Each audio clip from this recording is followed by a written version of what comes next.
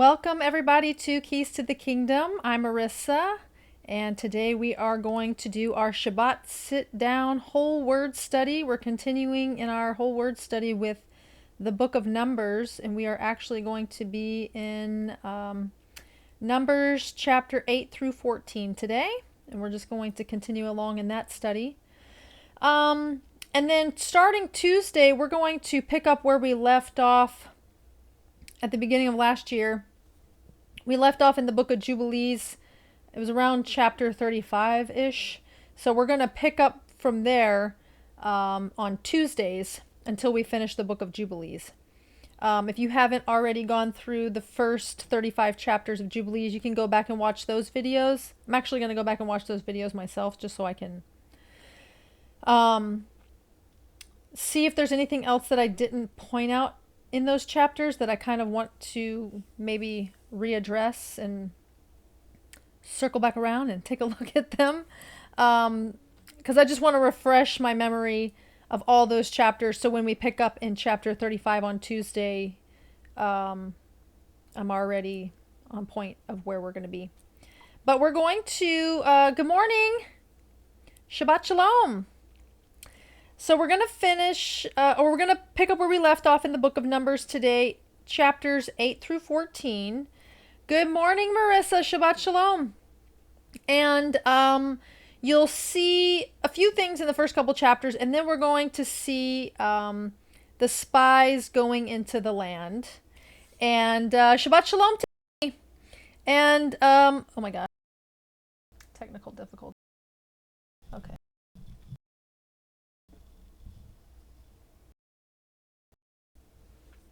Sorry, that's technology for you. So anyways, you're going to see the spies going into the land. This is when the spies go and spy out the land.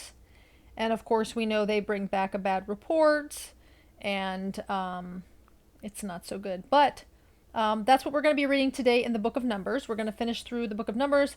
And like I said, on Tuesday, we're going to pick up where we left off in our Jubilee study.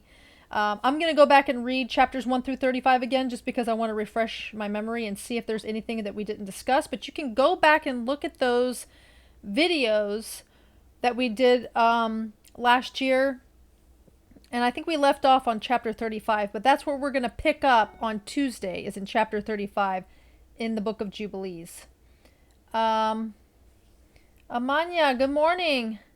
Shabbat Shalom from Uganda. So glad you could be here. God bless you. All right, so we're going to go ahead and just jump right into the scriptures. So I'm going to put the scriptures up on the screen so you can follow along with me. We're in chapter 8 in Numbers.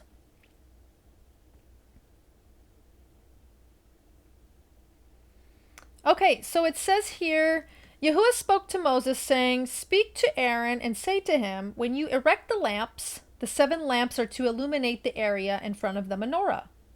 Aaron did so, and he erected the lamps facing forward, so they illuminated the area in front of the menorah, just as Yahuwah had commanded Moses. Now, this is how the menorah was made. Hammered gold from its base to its blossoms, because remember, there was blossoms running up the entire menorah. This is a giant size menorah. Just as was the pattern that Yahuwah had shown Moses, so he made the menorah. And again Yahuwah spoke to Moses, saying, "Take the Levites from among Israel and ceremonially cleanse them. This is what you must do to them to make them clean. Sprinkle the purifying water on them, then have them shave their whole bodies and wash their clothes, thus purifying themselves.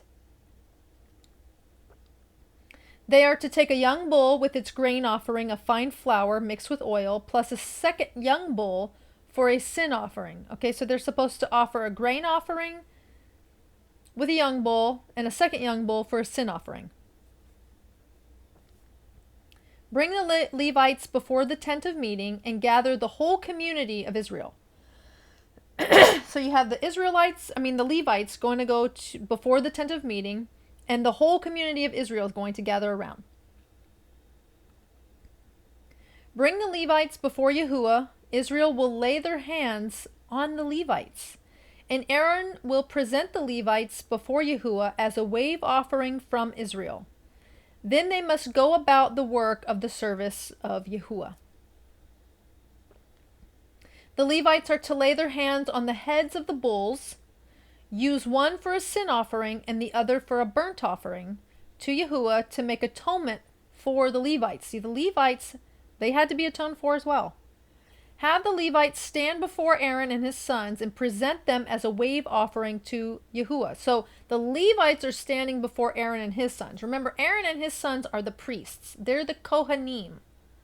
Okay, and then the Levites also have duties in the tent of meeting, but the priests had additional duties, Aaron and his sons. In this way, you are to set apart the Levites from Israel to be mine. After you have purified them and presented them as a wave offering, the Levites will come to do their work at the tent of meeting. For they are the ones from among Israel given to me in place of all the firstborn from the wombs of Israel. I have taken them for myself. For every firstborn among Israel is mine, whether human or animal. On the day I struck down the firstborn in the land of Egypt, I sanctified them for myself. So instead of the firstborn of Israel, he's taking the tribe of Levi to be his own, for them to minister to him. So I am taking the Levites in place of the firstborn of Israel. And I am giving the Levites as a gift to Aaron and his sons from among Israel, to do the work on behalf of Israel in the tent of meeting and to make atonement for them, so that there will be no plague among them for coming too close to the sanctuary. Remember what I've said over and over again, this is a very powerful force, this piece of God that's dwelling in the sanctuary, in the tent of meeting, in the Holy of Holies. This is a very powerful force. So a plague could break out among them for just approaching too close to the sanctuary. So Moses and Aaron and the entire community of Israel did so with the Levites. All that Yahuwah had commanded Moses regarding the Levites, so Israel did to them. The Levites also purified themselves from sin and washed their clothes. Aaron presented them as a wave offering before Yahuwah, and he made atonement for them to purify them. Now, just remember what we discussed last time is that sin didn't necessarily mean that you were willfully sinning. It could have been sin of omission, which is you're just maybe out of ignorance, and just the simple fact that you're in the flesh, because our flesh houses sin. Just the simple fact that you're in the flesh. You were considered to well, you could not approach God without doing these things, just for the simple fact that you were in the flesh. After that, the Levites came to do their tasks before Aaron and his sons in the tent of meeting, just as Yahuwah had commanded Moses concerning the Levites. So now they're doing their tasks in the sanctuary. Yahuwah spoke again to Moses, saying, "This is for the Levites. Men 25 years old and upward are to present themselves for service to the work in the tent of meeting." So once you were 25 years old, you were able to serve in the tent of meeting. But at the age of 50, he is to retire from his service and work no longer. So you're starting to work in the sanctuary at 25, and once you hit 50, then you retire your service in the sanctuary. He may assist his brothers in the tent of meeting to do their duties, but he himself will no longer do the work. Thus you are to assign to the Levites their responsibilities. All right, chapter 9, we see Passover being celebrated. This says, Yahuwah spoke to Moses in the Sinai wilderness in the first month of the second year after he had come out of the land of Egypt, saying, let's read that again. Yahuwah spoke to Moses in the Sinai wilderness in the first month of the second year after they came out of Egypt. So this is the second year in the first month, because you know we celebrate Passover in the first month after coming out of Egypt, Israel is to observe Passover at its appointed time. You are to celebrate it at its appointed time at twilight on the 14th day of the month. So you see this. This right here is proof for anybody that the day starts at sundown, because it says at twilight on the 14th day of the month with all its rules and regulations. That's when they start celebrating it, is when the sun starts going down. Twilight is actually once the sun has already gone down, technically. So Moses told Israel to observe Passover. They celebrated Passover at twilight on the 14th day of the first month in the Sinai wilderness, in accordance with all that Yahuwah commanded Moses, so Israel did. However, there were some men who could not celebrate Passover because of being defiled by a dead body. So they came to Moses and Aaron on that same day. And these men said to him, "We have become unclean because of a dead man's body. Why should we be kept from presenting the offering of Yahuwah at the appointed time with the rest of Israel?" Moses answered them, "Wait, and I will inquire what Yahuwah commands concerning you." Then Yahuwah spoke to Moses, saying, "Say to Israel, saying, if any man, whether you or your descendants, become unclean because of a dead body, or is away on a long journey, he may yet observe Yahuwah's Passover. They are to celebrate it at twilight on the 14th day of the second month." Now check this out. They're to celebrate it at twilight on the 14th day of the second month. This is going to give them time to cleanse themselves of the uncleanliness that was brought about because of this dead body. So he's saying you can celebrate it, but it's going to have to be a month later. So in the second month, with matzo and bitter herbs, they are to eat it. They are not to leave any of it until morning or break any bones. When they celebrate Passover, they are to observe all its regulations. So it's saying observe it just how you would in the first month, but you're going to celebrate it in the second month. So if you're unclean or have become unclean, or if you're away on a journey, then you're going to celebrate it in the second month. But the person who is clean and not away on a journey, yet neglects to celebrate Passover, that soul shall be cut off from his people, because that person did not present Yahuwah's offering at the appointed time. That man will bear his sin. So you're supposed to present an offering to Yahuwah on these all of his appointed times and festivals required an offering during those times. There was always an offering during, Shabbat or Passover or Shavuot, all of his feast days. That man will bear his sin. If an outsider living among you would celebrate Passover to Yahuwah according to the requirement, so he should. So if there's an outsider who's living among you and they would celebrate the Passover according to the requirement, then he should. There will be for you the same regulation for the outsider as the native in the land. So it's the same laws for the foreigner as it is for the native. Now this is regarding the cloud covering the tabernacle. On the day the tabernacle was erected, the cloud covered the tabernacle. By evening until morning, the cloud above the tent of testimony had an appearance like fire. So you had the cloud covering it during the day. By evening until morning, it had an appearance of fire. So the cloud by day and the fire by night.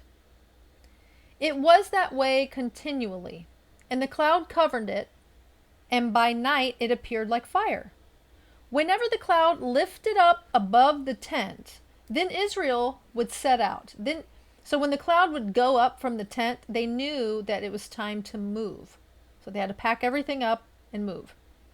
They would set out, and at the place where the cloud settled, there Israel would encamp. God was literally leading them by a cloud and a pillar of fire. At the mouth,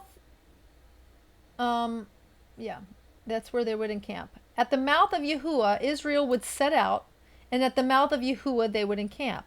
All the days that the cloud remained over the tabernacle, they would remain in camp. When the cloud would remain over the tabernacle many days, Israel would obey the command of Yahuwah and not set out. At times, the cloud could stay over the tabernacle.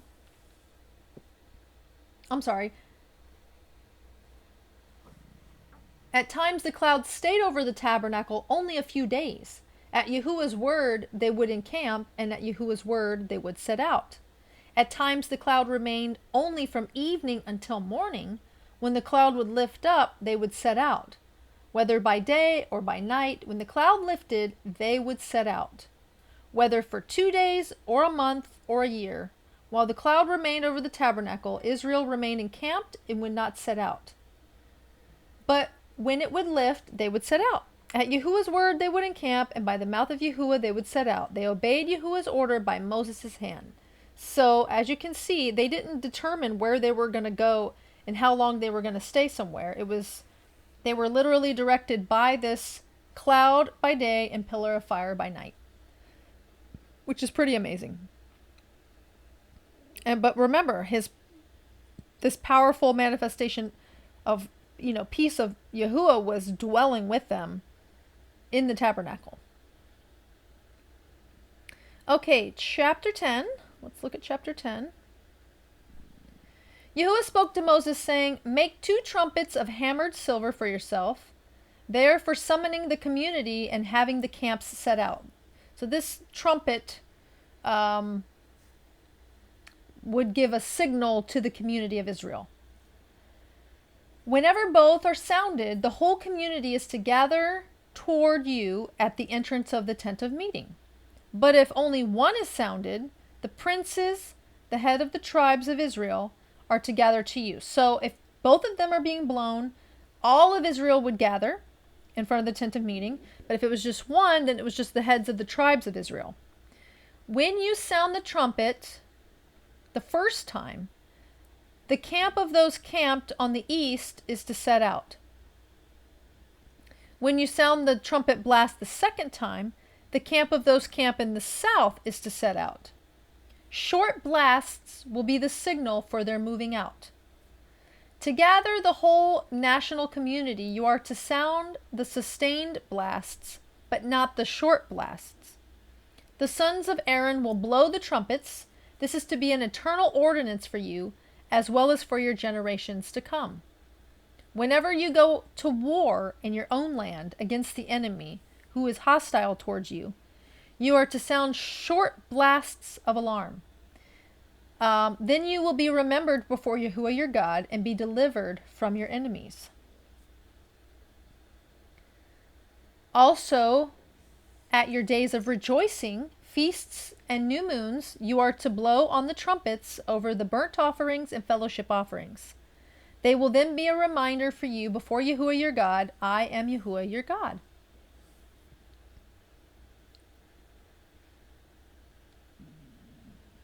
So on the 20th day of the 2nd month of the 2nd year, the cloud lifted up from above the tabernacle of the testimony. So you can see now we're in the 20th day of the 2nd month.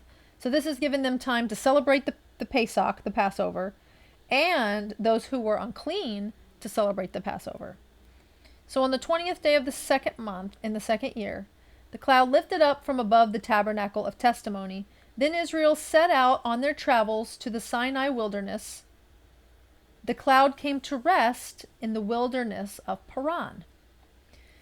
So they set out the first time by the mouth of Yahuwah by Moses' hand. The standard of the camp of the sons of Judah set out first by their divisions. Over them was Nahshon, son of Amminadab. Over the division of the tribe of the sons of Issachar was Nathaniel, son of Zuar.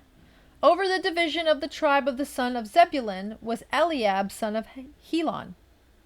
So those are the 3 on the east. Remember how I showed you in the last video how the camps encamped around in the Sinai desert, how they encamped around the tent of meeting and the tabernacle. So when they set out, they would set out in sections, like perfectly orchestrated, like a perfectly orchestrated army, so to speak. Then the tabernacle was disassembled. So you had the tribes on the three tribes on the east set out first. Then the tabernacle was disassembled, and the sons of Gershon and Merari, who were carrying it, set out. The standard of the camp of Reuben then set out by their divisions. Over his division was Elizur, son of Sedor. Shelumiel, son of Zurishaddai, was over the division of the tribe of the sons of Simeon. Over the division of the tribes of the sons of Gad was Eliasaph, son of Duel. Then the Kohathites set out, carrying the holy items. The tabernacle was to be erected before their arrival, because you had the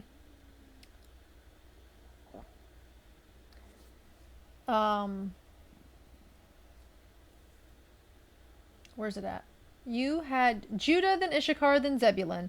Then you had the sons of Gershon and Merari disassemble the tabernacle, so they went. Then you had the tribes to... Hold on. This was the tribes to...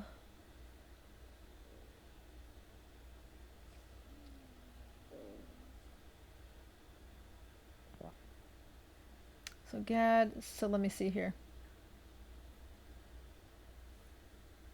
So you had the tribes to the east, then you had part of the Levites, then you had the tribes to the south, and then you had the Kohathites, and the tabernacle was to be erected before their arrival. The standard of the camp of the sons of Ephraim, remember they were on the west, set out by their divisions. Over his division was Elishama, son of Ammihud. The division of the tribe of the son of Manasseh was Gamaliel, son of Pedasur. Over the division of the tribes of the son of Benjamin was Abidan, son of Gidoni. And the standard of the camp of the tribe of the sons of Dan, being in the rear guard of all the camps, set out by their divisions. Over his division was Iazer, son of Ammishaddai. Pagiel, son of Okron, was over the division of the tribes of Asher. Ahira, son of Enon, was over the division of the tribes of the son of Naphtali. This is the order by which Israel, by their divisions, would set out. So this gives you a very clear picture of how the camp moved. It was very perfectly, neatly orchestrated.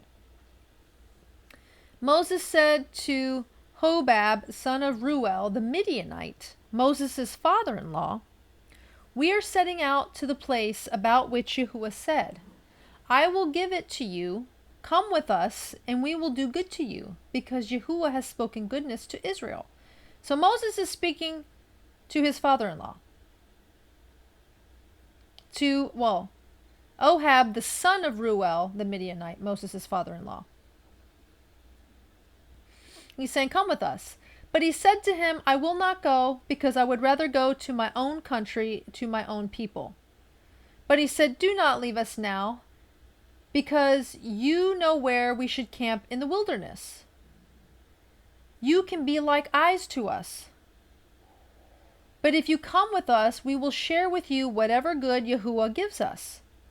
So they advanced from the mountain of Yahuwah. Remember, they're leaving Mount Sinai. A trip of 3 days. The Ark of the Covenant of Yahuwah going ahead of them for those 3 days to seek out a resting place for them. The cloud of Yahuwah was over them by day when they advanced from the camp. And whenever the ark would set out, Moses would say, "Arise, Yahuwah, may your enemies be scattered. May those who hate you flee from before you." So every time the ark would go out before them, this is what Moses would say. Then whenever it came to rest, he would say, "Return, Yahuwah, to the myriad thousands of Israel." How beautiful is that? They're being directed by this cloud, and when the ark was leading them. They were in front of the camp.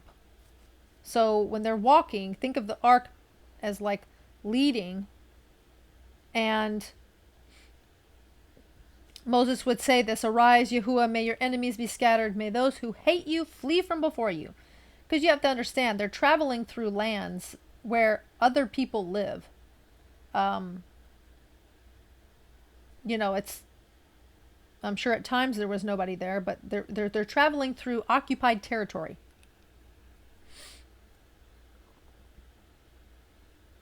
Okay, chapter 11. Here we go. The people complain.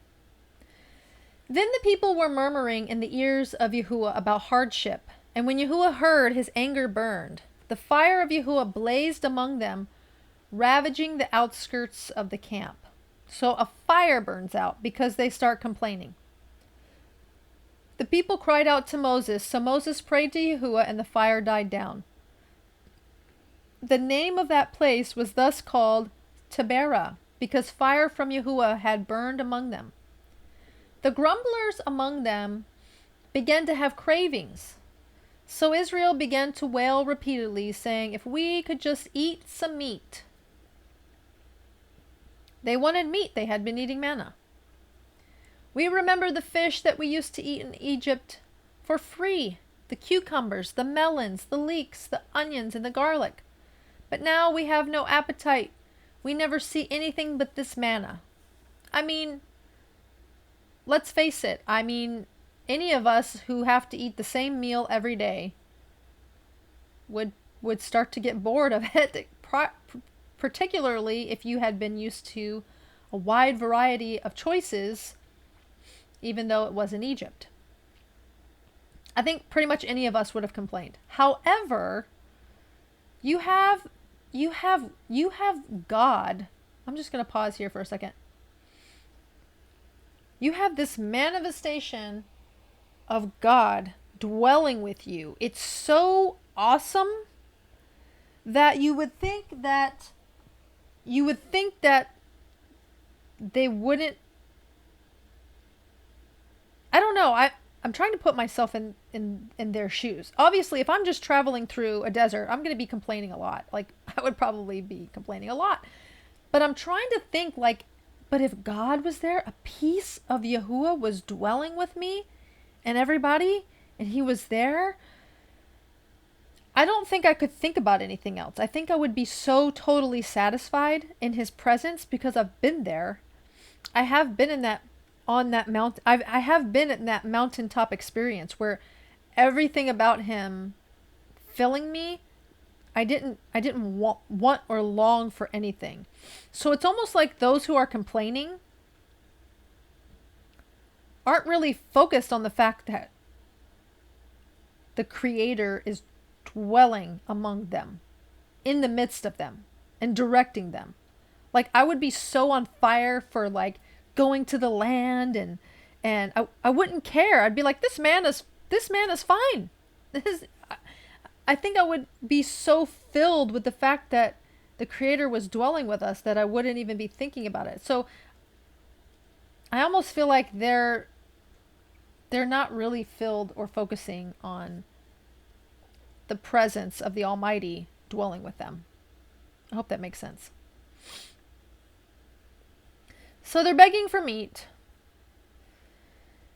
We never see anything but this manna. But now the manna was similar to coriander seed and had an appearance like gum resin. Similar to coriander seed and had an appearance like gum resin. The people went about gathering it up and ground it in a hand mill, or crushed it in a mortar. They cooked it in a pot or made it into cakes. It had a taste like something made with olive oil. When the dew descended on the camp at night, the manna descended with it. Moses heard the people wailing by their families, each man at the door to his tent. Yahuwah's anger became very hot, and Moses was troubled. So Moses asked Yahuwah, "Why have you brought trouble on your servant? Haven't I found favor in your eyes that you laid the burden of all these people on me? Did I conceive all these people, or did I give birth to them, that you should say to me, carry them in your bosom, just as the nurse carries an infant, to the land that you promised to their fathers?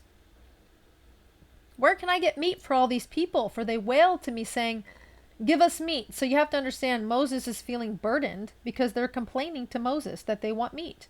And he's like, what am I supposed to do? How can I give them meat? He says, I'm not able to carry all these people by myself. The load is too heavy for me.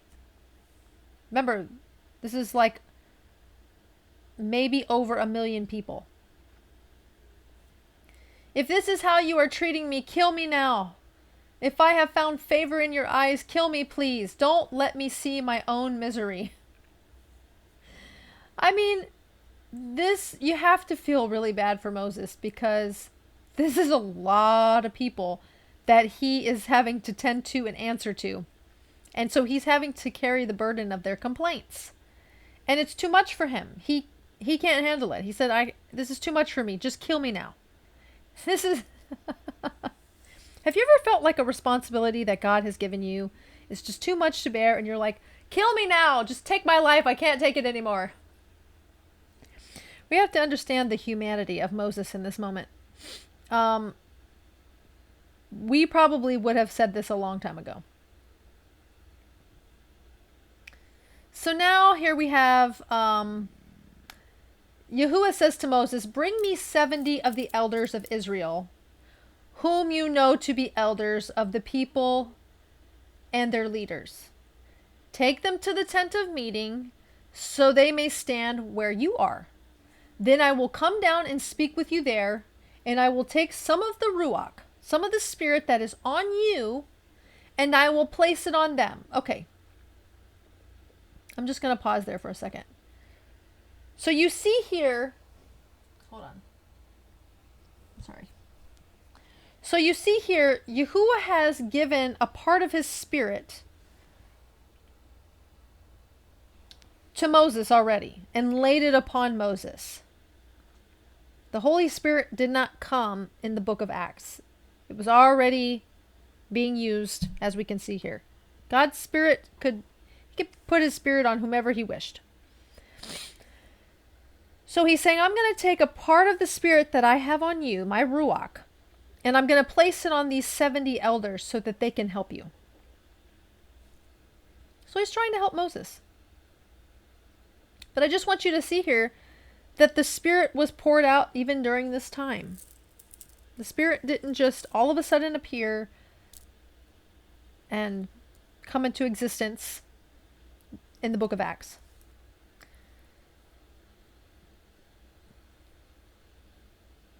Okay, so I will take some of the Ruach that is on you and place it on them. They will carry with you the burden of the people so that you will not be carrying it alone. Now to the people say, sanctify yourselves for tomorrow, because you will eat meat.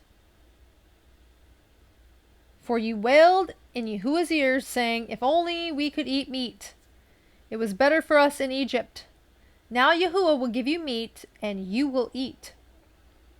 You will eat not for 1 day, or 2 days, or 5 days, or 10 days, or 20 days, but for an entire month, until it is coming out of your nostrils and becomes loathsome for you.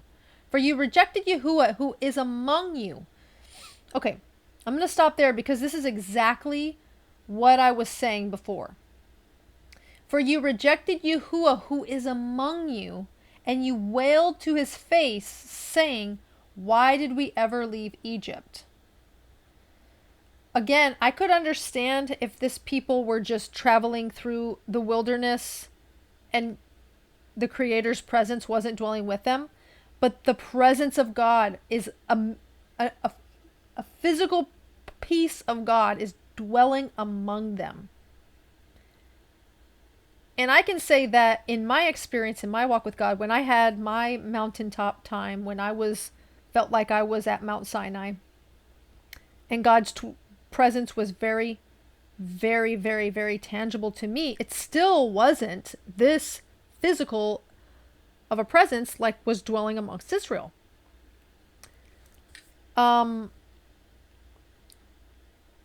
So having gone through that experience and being totally satisfied and totally content with his spirit dwelling with me,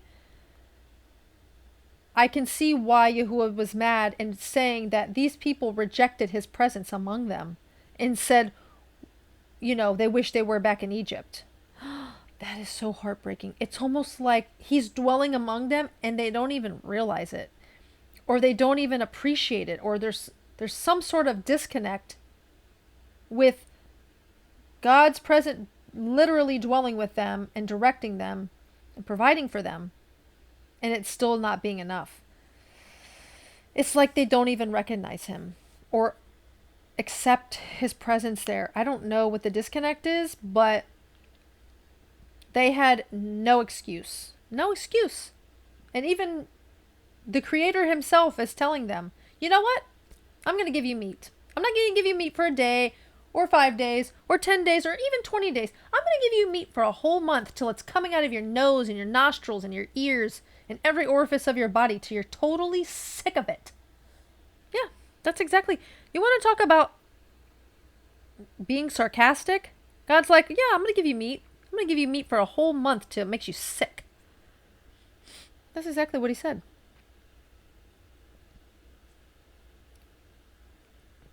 For an entire month, till it's coming out of your nostrils and it becomes loathsome for you. For you rejected Yahuwah, who is among you. Remember, he was among them. And you wailed to his face, saying, why did we ever leave Egypt? This is pretty sad. Moses then said, 600,000 foot soldiers, the people I am in the middle of, yet you say I am going to give them meat to eat for an entire month? If flocks and herds were slaughtered, would you then have enough? Would they have enough? Or if all the fish in the sea were caught, would they have enough? He wants to know what's enough for them. Yahuwah said to Moses, is Yahuwah's arm too short? Now you will see whether my word will come true for you or not. So he's saying, oh no, Moses is questioning here how he's going to give them enough meat to eat for a month. Moses is actually questioning God, saying there's 600,000 foot soldiers. He says, he's basically putting, again, Moses is putting the burden on himself. He says, am I going to give them meat to eat for an entire month? He says, if the flocks and herds were slaughtered, if all the flocks and herds, because remember their flocks and their herds are traveling with them. If they're all slaughtered, would they have enough? Or if all the fish in the sea were caught, would they still have enough? And Yahuwah says, is my arm too short? Now you will see whether my word will come true for you or not. So Moses went out and told the people Yahuwah's words, and he gathered 70 of the elders of the people and had them stand around the tent. And Yahuwah descended in the cloud and spoke with him. And he took some of the ruach that was on him and placed it on each of the 70 elders. So it happened that when the ruach first rested on them, they prophesied, but never again. So when the ruach first was placed on these 70 elders, they started prophesying because of the Spirit, but not after that. So this was like a mini, Acts experience, because this is what happens when the Spirit falls on them. They start prophesying. 2 men, however, had remained in the camp. The name of the one was Eldad, and the name of the other was Medad. The Ruach rested on them. They were among those listed, but they had not gone out to the tent, so they prophesied in the camp. The young man ran and told Moses and said, Eldad and Medad are prophesying in the camp. Joshua, son of Nun, the assistant of Moses since his youth, cried out and said, Moses, my Lord, stop them. But Moses said to him, are you jealous on my behalf? If only Yahuwah would make all the peoples prophets. If only Yahuwah would put the Spirit on all of them. Then Moses and the elders of Israel returned to camp. So look at this here. you had two men that had remained in the camp. And these were two of the elders which the Spirit rested upon, and they started prophesying in the camp instead of in the tent.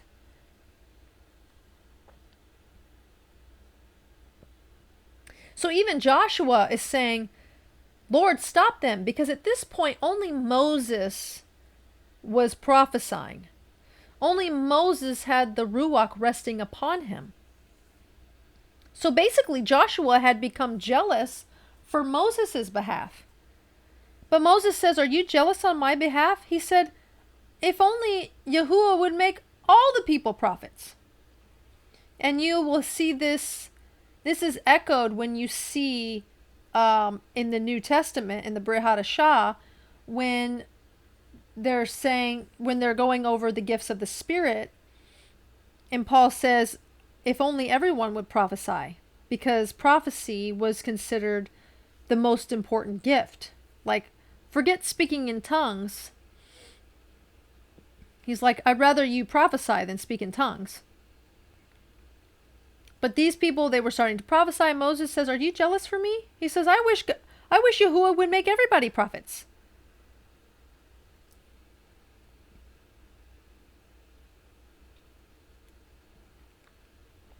He said, if only Yahuwah would put the Spirit on all of them. Then Moses and the elders of Israel returned to the camp. Now a wind went out from Yahuwah and drove quails from the sea. He brought them into the camp to about a day's journey in any direction, about 2 cubits above the ground, all around the camp. The people went out all that night and all the following day and collected quail. No one gathered less than 10 omers. They spread them out all around the camp. Yet, while the meat was between their teeth, before it was swallowed, Yahuwah's anger burned against the people. So Yahuwah struck the people with a severe plague. For that reason, the name of the place was called Kibroth Hatava, because they buried the people who were craving.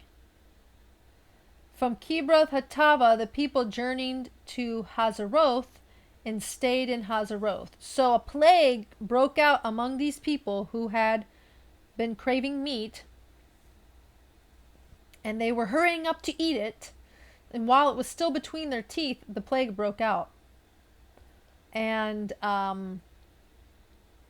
they ended up burying the people there who, these were the people who had been craving this meat. And then they journeyed to Hazeroth and stayed in Hazeroth.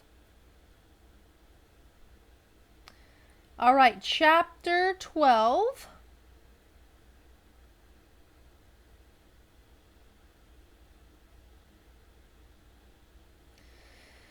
So then Miriam and Aaron, Moses' siblings, spoke to Moses on account of the Cushite woman he married. So this has always been a little bit interesting, because we knew that Moses had married a Midianite. Remember, Moses had gotten married to a Midianite. Remember, his father-in-law was Midianite. But this is saying that he married a Cushite. So it's sort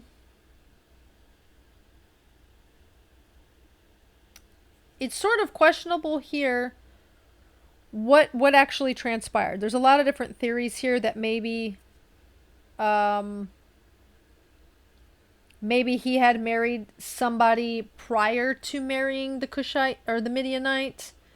Maybe he, because his family left him, maybe he ended up marrying a Cushite wife. We're not really sure. I'm not really sure, to be honest with you. I've studied that and I'm not really sure. I think there's somewhat of an answer in the book of Jasher. However, I hold the book of Jasher to be much, much lower of a reputable source than Jubilees or Enoch or the, obviously the scriptures that we have here. So it's kind of in question as to who this Cushite woman was. But Miriam and Aaron questioned Moses on account of the Cushite woman that he married, because he had married a Cushite woman. Unless, of course, his Midianite wife, maybe just her father was Midianite, and maybe her mother was Cushite. Not sure. They asked, "Has Yahuwah spoken only through Moses?" So they're questioning him regarding this woman because, if you go back in history, prior to Moses, the Cushites were not favorable. They worshipped other gods. They brought about, Cush is actually where Nimrod came from, in the Tower of Babel. So we have to keep that in mind as well. But they're questioning him regarding this woman nonetheless. And then they say, "Has Yahuwah spoken only through Moses? Hasn't he also spoken through us?" And Yahuwah heard this. Now the man Moses was very humble, more so than anyone on the face of the earth. Moses was a very humble man.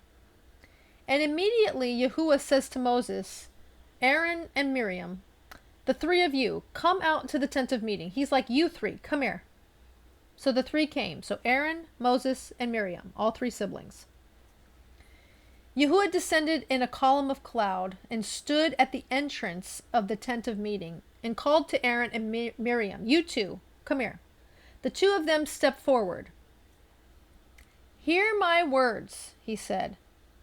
"When there is a prophet of Yahuwah, I reveal myself in a vision. I speak to him in a dream." This is how Yahuwah speaks to prophets, in a vision and in a dream. "Not so with my servant Moses. In all my house he is faithful. I speak with him face to face, plainly and not in riddles." Now, when he says face to face, he doesn't literally mean, because remember, Moses asked for him to see his face, but he said, "No, you can only see my back." So when he says face to face, panim to panim in the Hebrew, he's meaning I'm talking to him like I'm talking to you. I'm talking to him plainly and not in riddles. Because when you have a vision or a dream, it's kind of in riddles. But when he's speaking to Moses, he's speaking to him very plainly. He said he even looks at the form of Yahuwah. "Why then were you not afraid to speak against my servant Moses?" Yahuwah's anger burned against them, and he left them. When the cloud lifted up from above the tent, behold, Miriam had zerat, like snow. So Miriam now has leprosy. And Aaron turned towards her, and behold, she has leprosy. She has zerat. He said to Moses, "Please, my Lord, don't hold against us the sin we have committed so foolishly. Don't let her be like a stillborn baby who comes from his mother's womb with his flesh half eaten away." So this was Aaron saying this to Moses. And then Moses cried to Yahuwah saying, "O God, heal her now." Yahuwah said to Moses, "If her father had but spit in her face, would she not be in shame for 7 days? Let her be confined outside the camp for 7 days. After that she may be brought back." So Miriam was restricted to outside the camp for 7 days. The people did not move until Miriam was brought back. Afterward, the people left Hazeroth and encamped in the wilderness of Paran. So Yahuwah, he scolded her because she's questioning Moses. Basically, if she's questioning Moses, then she's questioning Yahuwah's authority and his judgment. That's basically who she was that's basically who she was questioning by questioning Moses. So she was really questioning Yahuwah, his authority, his judgment of character, and whether or not he felt Moses deserved to be in the position only that he was in.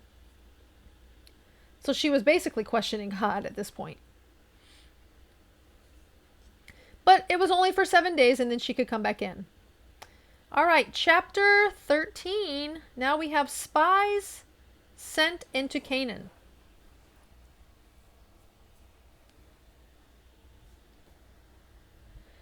So Yahuwah spoke to Moses, saying, "Send some men on your behalf to investigate the land of Canaan, which I am giving to Israel." So they're approaching Canaan.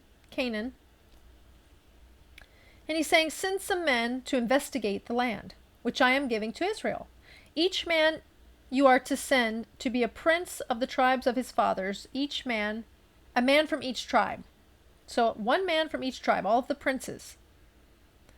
So according to the word of Yahuwah, Moses sent them from the wilderness of Paran, all the men who were princes of Israel, so the heads of each of the tribes. These are their names: from the tribe of Reuben, Shammua, son of Zakur; from the tribe of Simeon, Shaphat, son of Hori; from the tribe of Judah, Caleb, son of Jephunneh; from the tribe of Issachar, Igal, son of Joseph; from the tribe of Ephraim, Hoshea, son of Nun, that was Joshua; from the tribe of Benjamin, Palti, son of Raphu; from the tribe of Zebulun, Gadiel, son of Zodi; from the tribe of Manasseh, part of the tribe of Joseph, Gadi, son of Susi; from the tribe of Dan, Amiel, son of Gamali; from the tribe of Asher, Sethur, son of Michael; from Naphtali you have Nabi, son of Vophshi; from the tribe of Gad you have Guel, son of Machi. These are the names of the men Moses sent to investigate the land. Now he gave Hoshea, son of Nun, the name Joshua. Then he sent them to explore the land of Canaan. And he said to them, "Go up there through the Negev, then go up into the hill country. See what the land is like and the people living there, whether they might be strong or weak, few or many." So he's actually asking them to see if they're strong or weak, few or many. In what kind of land are they living? Is it good or is it bad? See, he's asking specific questions here. He's saying, go in and find out if the people are strong or weak, if they're few or many. But he's also asking them, what kind of land is there? Is it good? Is it bad? And what about the cities which they are living? Are they unwalled or do they have fortifications? How is the soil? Is it fertile or is it poor?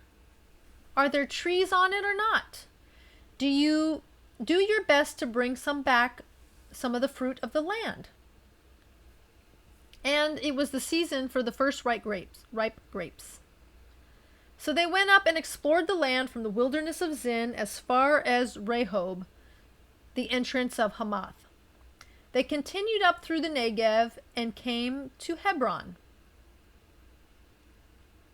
There lived Ahiman, Sheshai, and Talmai, descendants of Anak. Hebron was built 7 years before Zoan in Egypt. When they reached as far as the valley of Eshcol, they cut a single branch with a cluster of grapes. It was carried on a pole between 2 of them. They also cut some pomegranates and some figs. So they bring a cluster of grapes, and they had to carry it on a pole between 2 of them. And then they cut some pomegranates and some figs. That place was called the Valley of Eshcol because the cluster cut by Israel. Okay. So there was a lot of different things that they were supposed to look at and report back. and they bring some grapes, and they bring some fruit. Then they returned from investigating the land for 40 days. After 40 days, they traveled and returned to Moses and Aaron and the entire community of Israel at Kadesh in the wilderness of Paran. They gave their report to them and the entire assembly, and they showed the land's fruit. They gave their account to him and said, "We went into the land where you sent us." Remember, the Anakim are there. These are giants, okay? The sons of Anak are Nephilim. "We went into the land that you sent us. Indeed, it is flowing with milk and honey. This is some of its fruit. Except the people living in the land are powerful, and the cities are fortified and very large. We even saw the sons of Anak there. Amalek is living in the land of the Negev. The Hittites, the Jebusites, and the Amorites are living in the mountains.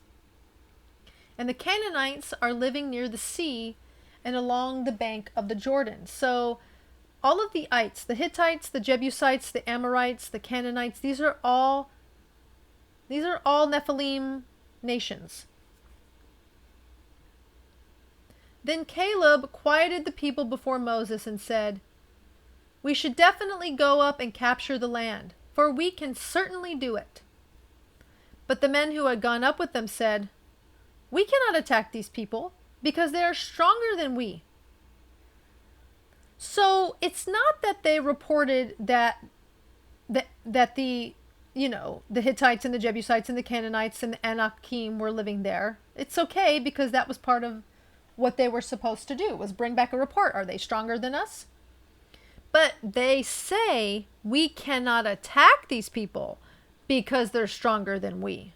That's where they went wrong, was saying that we can't attack them.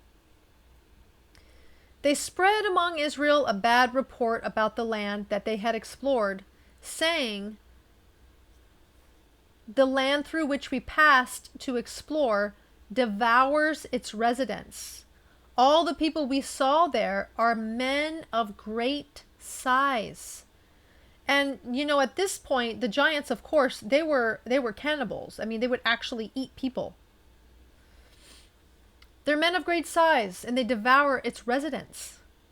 We also saw there the Nephilim. The sons of Anak are from the Nephilim. We seemed like grasshoppers in our eyes, as well as theirs." Okay? So you have all these descendants of the Nephilim, and also the people living in the land that were descended from Canaan. "We seem like grasshoppers." Now, let me just pause there for a second. The children of Israel knew that this was the land that Yahuwah was giving them. And he just asked them to go and, give a list of everything that everything that he asked. What he didn't ask them to do was to discourage the people from going in there. He asked them to bring a report. He didn't ask them to say, "We can't do this." So this bad report spreads throughout all of the land, all of the nation of Israel. So here we are in chapter 14 now. And it says, "All through that night, the entire community raised up their voices. The people wept. All Israel grumbled against Moses and Aaron, and the whole community said, 'If only we had died in Egypt, if only we had died in the wilderness. Why is Yahuwah bringing us to this land to fall by the sword?'" So their faith is still just not intact. There's some sort of disconnect. They're just not having faith and trust. Yahuwah's presence is the one that split the Red Sea. He's literally been giving them water and food throughout the wilderness. And he's bringing them to the land, and they still don't trust that the Almighty is going to help them? I don't understand. I mean, I can understand, but I do understand, because what they're looking at is the problem. They're still not looking to God. They're not looking to Yahuwah through this whole process. Why is Yahuwah bringing us to this land to fall by the sword? Our wives and children will be like plunder. Wouldn't it be better for us to return to Egypt? They said to each other, let's choose a leader and let's go back to Egypt. Now they're serious, like they're literally talking about going back to Egypt. Then Moses and Aaron fell on their faces before the entire assembly of the community of Israel. Joshua son of Nun and Caleb son of Jephunneh, who were among those who had explored the land, tore their clothes. They said to the whole assembly of Israel, the land through which we passed is an exceptionally good land. If Yahuwah is pleased with us, he will lead us into the land and will give it to us, a land flowing with milk and honey. Only don't rebel against Yahuwah, and don't be afraid of the people living in the land. They will be food for us. The protection over them is gone. See, Caleb and Joshua understood. They were very close, and they understood. They had this connection with Yahuwah, and they understood that he was going to do this for them. He understood that the protection over the land, over the people in the land of Canaan, were gone. He said, Yahuwah is with us. Don't fear them. But the whole assembly talked about violently stoning them. Now they want to stone Caleb and Joshua. So they talk about violently stoning them. Then the glory of Yahuwah appeared at the tent of meeting to all of Israel. Yahuwah says to Moses, how long will these people treat me contemptibly? How long will they neglect to trust me? In spite of all the miraculous signs I have performed among them, I will strike them with the plague. I will destroy them. But you I will make into a great nation, a nation greater and stronger than they. Now we see Moses intercede for these people. This is how humble and intercessory Moses was. He says to Yahuwah, the Egyptians will hear about this, because Moses is worried about Yahuwah's reputation. He said, you know what, Yahuwah, the Egyptians will hear about this because you brought this people by your power from among them. They will tell the residents of this land about it. Already they have heard that you, Yahuwah, are in the midst of this people. See, Yahuwah's presence and what he did in Egypt has already spread throughout all of these surrounding nations. And so they already have a reputation of having the Almighty dwell with them. And he says, and that you, Yahuwah, have been seen eye to eye, that your cloud remains over them, and that your pillar of cloud by day and pillar of fire by night, you go before them. If you kill these people all at once, the nations who have heard this report about you will say, because Yahuwah was unable to bring this people to the land he had promised them, he has slaughtered them in the wilderness. So Moses is very concerned about Yahuwah's reputation here. So please, let Yahuwah show his strength, just as you have spoken, saying, Yahuwah is slow to anger and abundant in loving kindness. Moses is reminding Yahuwah of what he told him. He says, I'm slow to anger and abundant in loving kindness, forgiving iniquity and transgression. Still, he does not leave the guilty unpunished, bringing the iniquity of the fathers upon the children to the third and fourth generations. Forgive now the guiltiness of this people in accordance with the greatness of your loving kindness, just as you have pardoned this people from Egypt until now. Yahuwah answered, I have forgiven them just as you have spoken. But as certainly as I live, and as certainly as the glory of Yahuwah fills the entire earth, none of the people who saw my glory and my miraculous signs I performed in Egypt and in the wilderness, yet tested me these 10 times, and did not obey my voice, not one of them will see the land I promised their forefathers. So I'm not going to kill them, but they're not going to go into the land. None of those who treated me with contempt will see it. However, my servant Caleb, because of a different spirit is within him, and he is wholeheartedly behind me, I will bring him into the land where he went. His offspring will inherit it. Now, since the Amalekites and Canaanites are inhabiting the valley, turn back tomorrow and set out by the wilderness route towards the Sea of Reeds. Yahuwah said to Moses and Aaron, saying, How long will this wicked community be grumbling against me? I have heard the complaints of Israel grumbling against me.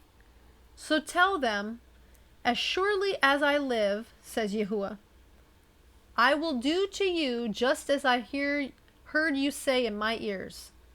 In this very wilderness your bodies will drop, every one of you 20 years of age and older, who was numbered in the census and grumbled against me. Not one of you will enter the land about which I lifted my hand to make home for you, except Caleb, son of Jephunneh, and Joshua, son of Nun. As for your children, whom you said would be like plunder, I will bring them in, and they will experience the land you spurned. So basically, the 20-year-olds and younger, the children, they were going to grow up and they would eventually enter into the land.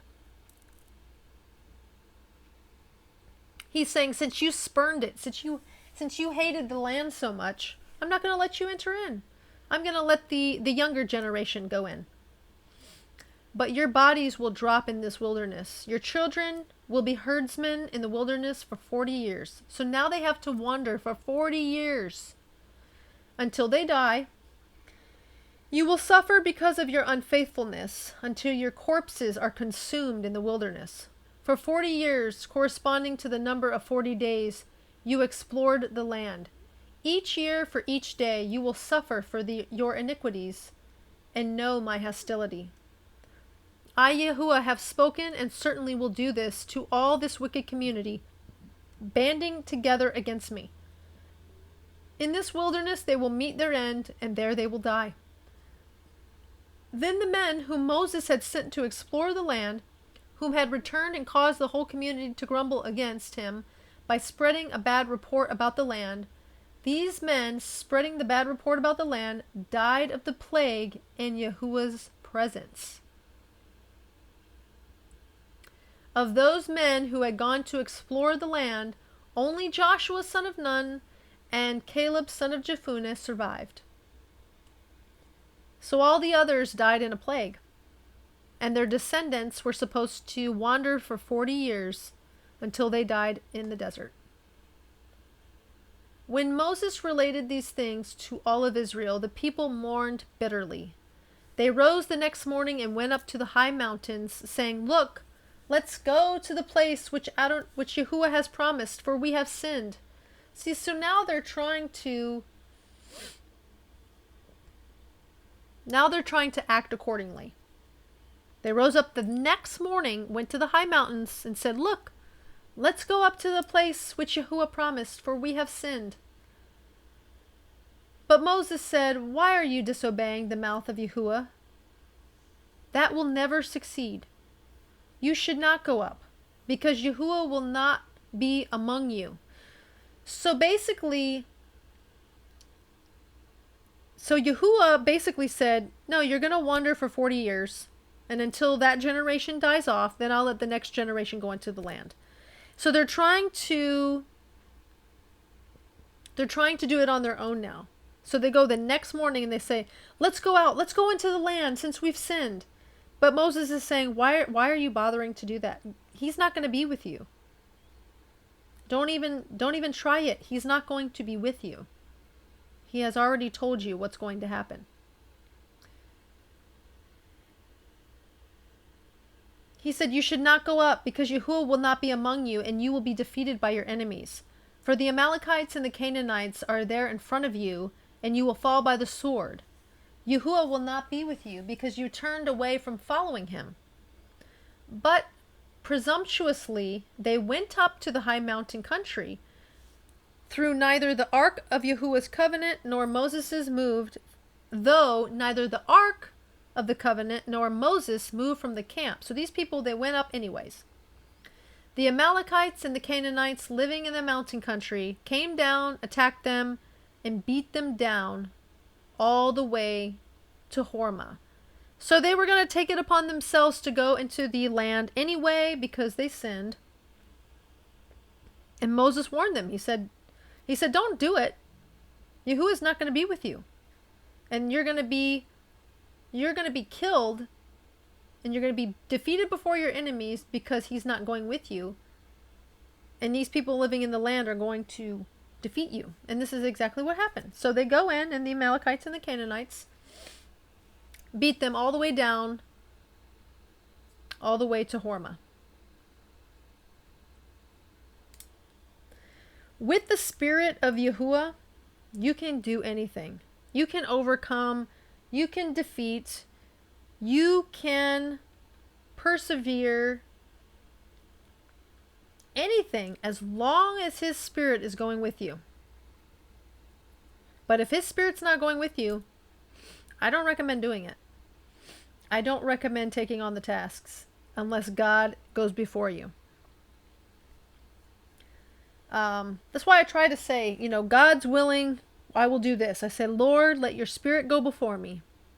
Because if your Spirit doesn't go before me, I cannot accomplish anything without your Spirit.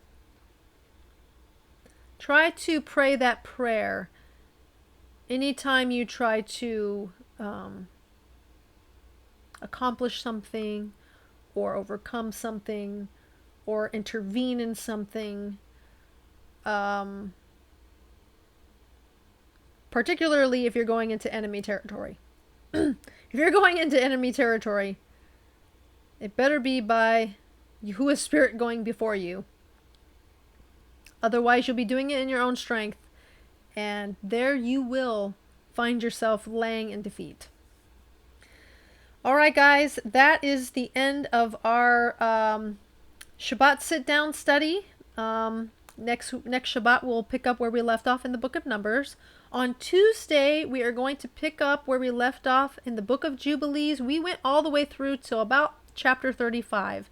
I'm going to refresh myself and read all those chapters in case there's something I want to discuss. I'm going to write some notes down, see if there's anything I want to discuss before our actual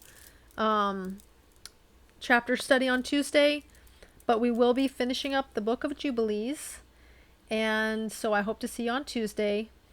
Shabbat Shalom. I hope you have a wonderful rest of your Shabbat. May the Lord bless you and keep you. May the Lord make his face shine upon you and be gracious unto you. May the Lord lift up his countenance upon you and be gracious unto you. In the name of the Prince of Peace, and give you his shalom. In Yeshusha's name, amen. Shabbat Shalom, and I hope to see you next Shabbat. Ciao.